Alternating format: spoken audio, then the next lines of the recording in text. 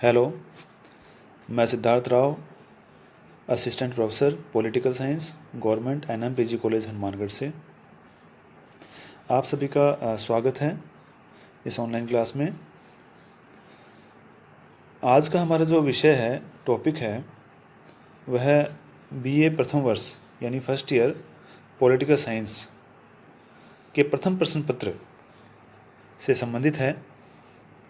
इससे पूर्व तक हमने राजनीति विज्ञान के परंपरागत दृष्टिकोण और राजनीति विज्ञान की शुरुआत से संबंधित चर्चा की थी, जिसमें हमने परिभाषा, क्षेत्र और उससे रिलेटेड अध्ययन पद्धतियों के बारे में जाना था। इसी क्रम में हम आज इस टॉपिक में उसी ट्रेडिशनल अप्रोच यानी परंपरागत दृष्टिकोण के महत्वपूर्ण जो विचारक हुए, जो विद्वान हुए, राजनीति वैज्ञानिक हुए, तथा जो करैक्टरिटीज़ हैं यानी विशेषताएं हैं परंपरागत राजनीति विज्ञान की, उसके बारे में हम जानेंगे और साथ ही ये देखने का प्रयास करेंगे कि विषय इस परंपरावाद से आधुनिकता की तरफ कैसे बढ़ा। तो आइए शुरुआत करते हैं। सबसे पहले तो कुछ ऐसे विद्वान जो कि आधुनिक युग के थे, किंतु उनका विश्वास राजनीति विज्ञान के परंपरागत दृष्टिकोण ही की तरफ था। कुछ ऐसे विद्वान थे जो आधुनिक युग के नहीं थे, परंपरावादी थे, और जिनका तो जुड़ाव ही परंपरागत दृष्टिकोण से था। जैसे प्लेटो है, रूसो है, हॉब्स है, लॉक है। कुछ ऐसे विद्वान हुए जो शिकागो स्कूल से और अमेरिकन जो राजनीति है, या यूँ कहें कि राजनीति विज्ञान विषय है, और वो अमेरिका के थे। उनका जुड़ाव इस परंपरागत दृष्टिकोण के प्रति उनका झुकाव देखा गया। जैसे कि लास्की है, ऑक्सफोर्ड है, लियो स्ट्रॉस है। ये कुछ ऐसे विद्वान हुए जिनका झुकाव राजनीति विज्ञान के परंपरागत दृष्टिकोण की तरफ था, और इन्होंने समय समय पर अपने विचारों के माध्यम से उसका समर्थन भी किया। जैसे कि अलग अलग विद्वान हुए, उन्होंने अलग अलग अपने दृष्टिकोण से, अपनी अध्ययन पद्धति से, अपने विचारों से राजनीति विज्ञान को आगे बढ़ाने का प्रयास किया, किंतु जो धारणाएं उन्होंने बनाई वो आधुनिक विचारों, धारणाओं से भिन्न थी। इसीलिए उन्हें परंपरागत धारणा या परंपरागत दृष्टिकोण के अंतर्गत रखा गया। जैसे हम देखते हैं कि प्लेटो ने आदर्श राज्य की बात की, संत अगस्ताइन ने द सिटी ऑफ गॉड अपनी जो बुक लिखी उसके माध्यम से अपने विचार रखे। सिसरो ने कहीं दर्शन, न्याय और प्राकृतिक कानून की बात कही, तो थॉमस एक्विनास ने चर्च को ही ऊंचा ठहरा दिया। इसी प्रकार टी.एच. ग्रीन ने शाश्वत चैतन्य या शाश्वत चेतना की बात कही। तो इन विद्वानों ने जो कुछ भी धारणाएं बनाई और कहा, उसके आधार पर हमें इस दृष्टिकोण की जो कुछ विशेषताएं नज़र आती हैं, उनमें मुख्यतः हैं जैसे कि परंपरागत दृष्टिकोण के अंतर्गत विषय के अंदर दार्शनिकता और कल्पनात्मकता अधिक थी। तो हम देखते हैं इसकी विशेषताओं में पहली है इसकी, यह जो अध्ययन है यह कल्पना से और दर्शन शास्त्र से प्रभावित अध्ययन है। क्योंकि जो प्रारंभिक विद्वान थे, जैसे हम उदाहरण ले पुनः प्लेटो का, तो उसने अपना एक आदर्श राज्य की बात कही, और वो कहता है कि एक आदर्श राज्य होगा, एक दार्शनिक शासक होगा। वह दार्शनिक शासक अपने दर्शन से, अपनी विद्वता से, अपने बुद्धिमत्ता से शासन करेगा। तो उसने एक ऐसा आदर्श स्थापित कर दिया, और उसके अंदर काल्पनिकता भी शामिल थी, क्योंकि उसका जो दृष्टिकोण था वह निगमनात्मक था। इसी प्रकार परंपरागत राजनीति शास्त्रियों में से अधिकांश ने राजनीति विज्ञान को और दर्शन शास्त्र, इन दोनों की घनिष्ठता को स्वीकार किया, और साथ ही राजनीति विज्ञान और दर्शन शास्त्र के संयोग से ज्ञान की एक विशेष शाखा का निर्माण किया है, जिसे राजनीतिक दर्शन भी कहा गया। न केवल प्लेटो अपितु बाद के जो विद्वान हुए जैसे कहें रूसो ने एक जनरल विल यानी सामान्य इच्छा की बात की।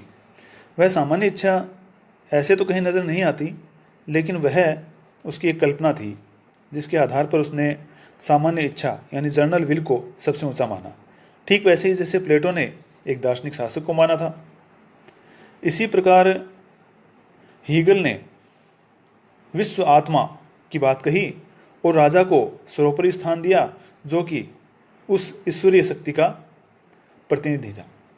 ऐसे बहुत से विद्वान हुए जिन्होंने एक आदर्श स्थापित किया, एक आदर्श माना और उस आदर्श के आधार पर सिद्धांतों का और अपने विचारों का और विषय को आगे बढ़ाने का कार्य किया। यद्यपि उनकी वे कल्पनाएं साकार नहीं हो पाई, जैसे प्लेटो का आदर्श राज्य नहीं बन पाया, दार्शनिक शासक की खोज भी पूरी नहीं हो पाई, किंतु फिर भी उन्होंने विषय को एक विचार के रूप में, सिद्धांत के रूप में कहीं ना कहीं कोई ऐसा सिद्धांत दिया जिसने विषय के विकास में अपना योगदान दिया।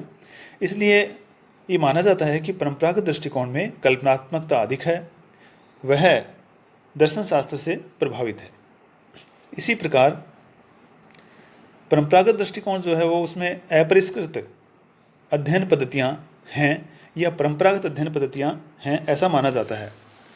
क्योंकि अध्ययन पद्धतियाँ जो आधुनिक हैं वह आधुनिक पद्धतियाँ अधिकांशतः वैज्ञानिक होती हैं और तथ्यों पर आधारित होती हैं, किंतु इनकी अध्ययन पद्धतियाँ अधिकांशतः कल्पना और दर्शन और मूल्यों पर आधारित होने के कारण इन अध्ययन पद्धतियों को अपरिष्कृत माना गया, या यूँ कहें कि परंपरागत दृष्टिकोण के अंतर्गत जो अध्ययन पद्धतियाँ थी वो अपरिष्कृत थी।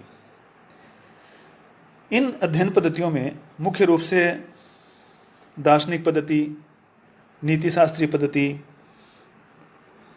इसी प्रकार तुलनात्मक पद्धति, ऐतिहासिक पद्धति, विधि पद्धति, जैसा कि हमने पहले इस पर बात की थी, इन पद्धतियों को अपनाया गया। इनमें वैज्ञानिकता का अभाव होने के कारण इन पद्धतियों को अपरिष्कृत माना गया। जैसे कि Plato, Rousseau, Thomas More, Hegel, T H. Green, ये लोग दार्शनिक पद्धति के आधार पर इन्होंने अध्ययन किया। इसी प्रकार मैकियावेली, बोंदा, मॉन्टेस्क्यू आदि ने ऐतिहासिक पद्धति के आधार पर अपना अध्ययन किया। अरस्तु ने 150 से अधिक संविधानों का तुलनात्मक अध्ययन किया, जबकि विलोबी, डिग्विट जैसे कुछ विद्वानों ने अपनी पद्धति के रूप में विधि को आधार बनाया। किंतु इन अध्ययन पद्धतियों में वैज्ञानिकता का अभाव था। इसीलिए माना जाता है कि परंपरागत राजनीति विज्ञान में एक विशेषता के रूप में जो अध्ययन पद्धतियां हैं वो अपरिष्कृत थी। नंबर 3, उनका बल या उनका ज़्यादा ध्यान मूल्य और नैतिकता पर था। परंपरावादियों का उन्होंने तथ्यों पर नहीं अपितु मूल्यों पर और नैतिकता पर अत्यधिक ध्यान दिया। यहाँ तक कि उन्होंने राज्य को एक नैतिक संस्था के रूप में स्वीकार किया, यानी कैसा होना चाहिए, राजनीतिक व्यवहार कैसा होना चाहिए, शासक को क्या करना चाहिए, और यहाँ तक कि राज्य को भी एक नैतिक संस्था उन्होंने माना। तथ्यों से अलग जाकर उन्होंने मूल्य को महत्व दिया। परंपरागत राजनीति विज्ञान ये माना जाता है कि मूल रूप से एक मूल्य प्रधान है, इसलिए वे लोग एक आदर्श राजनीतिक व्यवस्था की स्थापना के समर्थक रहे हैं। प्लेटो की रिपब्लिक हो, चाहे ऑगस्टाइन की द सिटी ऑफ गॉड, और चाहे थॉमस मोर की यूटोपिया, ये ऐसी कृतियां हैं जिसमें आदर्शात्मक और मूल्य प्रधान राजनीतिक व्यवस्थाओं का चित्रण प्रस्तुत किया गया है। परंपरागत राजनीति विज्ञान ने वास्तविक राजनीतिक जीवन की समस्याओं के समाधान के लिए भी आदर्शवादी विचार और अवधारणाएं प्रस्तुत की हैं। जैसे हम देखते हैं रूसो ने सामान्य इच्छा का सिद्धांत दिया, और जेरेमी बेंथम उसने कहा कि अधिकतम व्यक्तियों का अधिकतम सुख, ऐसा उसने कहा, वो सिद्धांत उसने दिया। साथ ही जे.एस. मिल ने स्वतंत्रता की अवधारणा को अपनी प्रवृत्ति से मूल्य प्रधान प्रवृत्ति के रूप में स्वीकार किया।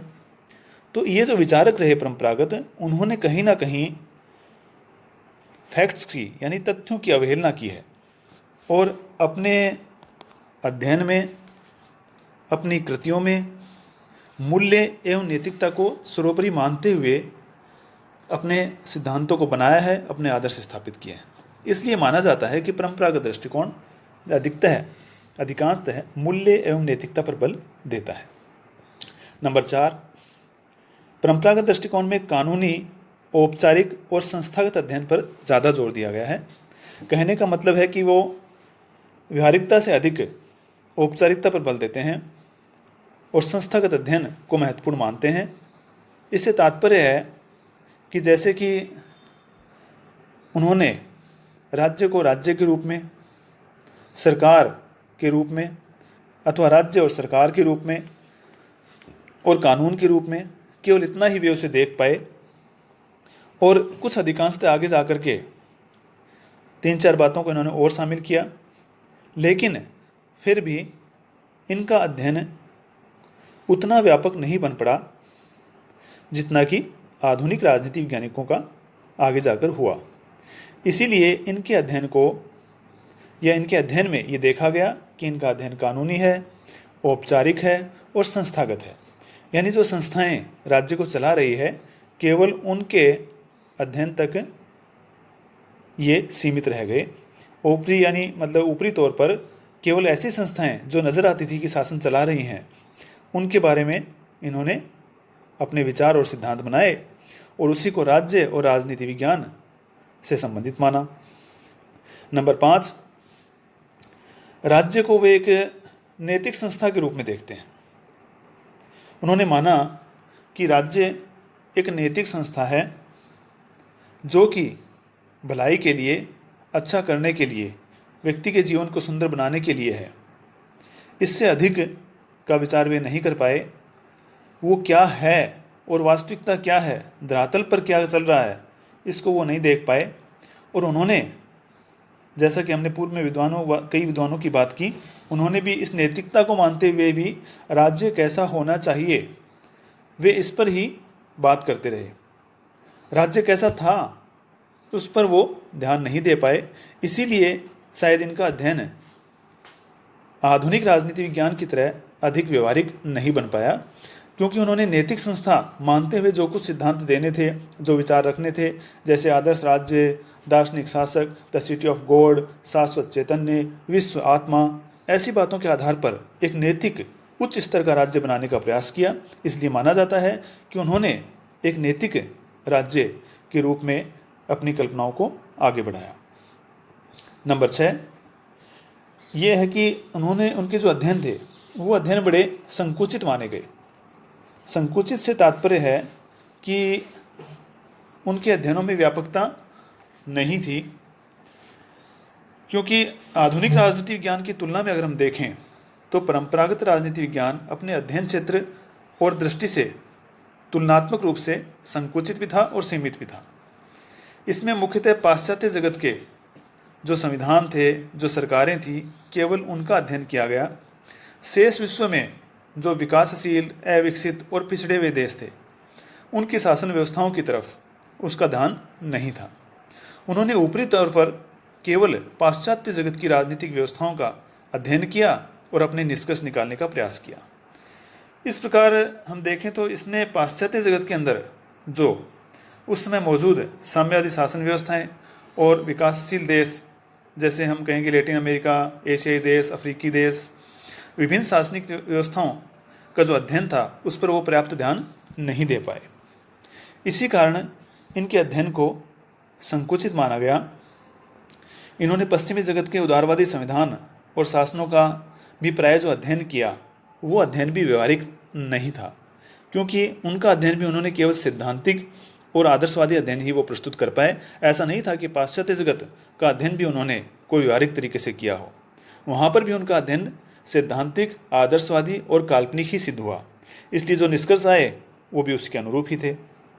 इसका प्रमुख जो कारण था वो था कि परंपरागत राजनीति विज्ञान ने इन उदारवादी संविधानों और जो शासन प्रणाली का अध्ययन औपचारिक, कानूनिक और संस्थागत दृष्टि से ही किया था। इसलिए इनके जो रिजल्ट थे वो भी इसके अकॉर्डिंग ही थे।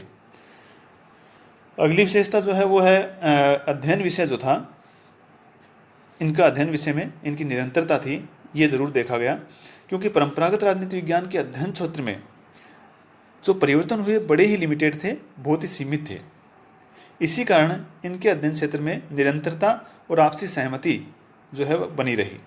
एक लंबे समय से उनके प्रमुख अध्ययन विषय जो थे वो केवल एक सीमित क्षेत्र तक शामिल थे, जैसे राज्य और सरकार के औचित्य को सिद्ध करना, आदर्श राज्य का चित्रण प्रस्तुत करना, स्वतंत्रता, समानता, अधिकार, कानून, संप्रभुता आदि धारणाओं की दार्शनिक और मूल्यपरक व्याख्या करना।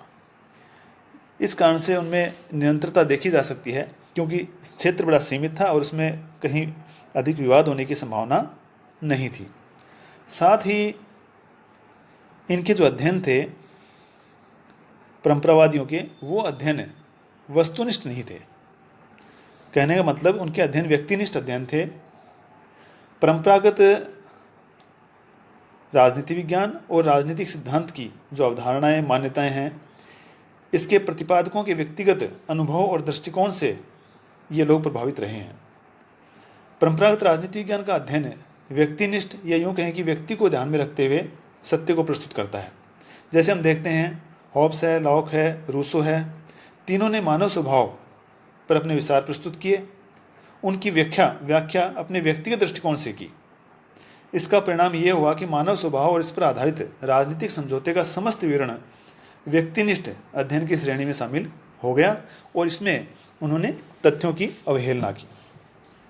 इस कारण इनके अध्ययन को व्यक्तिनिष्ठ अध्ययन भी माना जाता है। तो ये कुछ विशेषताएं थी या करैक्टरिस्टिक्स थी जो कि परंपरागत राजनीति विज्ञान के बारे में बताती हैं। जैसे हम इसका पुनः दोहराव कर लेते हैं। परंपरागत दृष्टिकोण काल्पनिक है, दर्शन शास्त्र पर अत्यधिक ध्यान देता है, इसकी अध्ययन पद्धतियाँ अपरिष्कृत हैं, इसका सारा जोर मूल्य एवं नैतिकता पर है, इनका अध्ययन कानूनी, औपचारिक एवं संस्थागत है, यह राज्य को एक नैतिक संस्था मानते हैं, इनका अध्ययन संकुचित है, दर्शन शास्त्र से प्रभावित है, साथ ही व्यक्तिनिष्ठ अध्ययन पर ये लोग जोर देते हैं। तो इस तरीके से ये प्रमुख विशेषताएं हैं जो कि परंपरागत दृष्टिकोण के बारे में हमें बताती हैं। इसमें हमारा जो आज का लिखित कार्य है वह महत्वपूर्ण प्रश्न है, राजनीति विज्ञान के परंपरागत दृष्टिकोण की विशेषताओं के बारे में बताइए। धन्यवाद।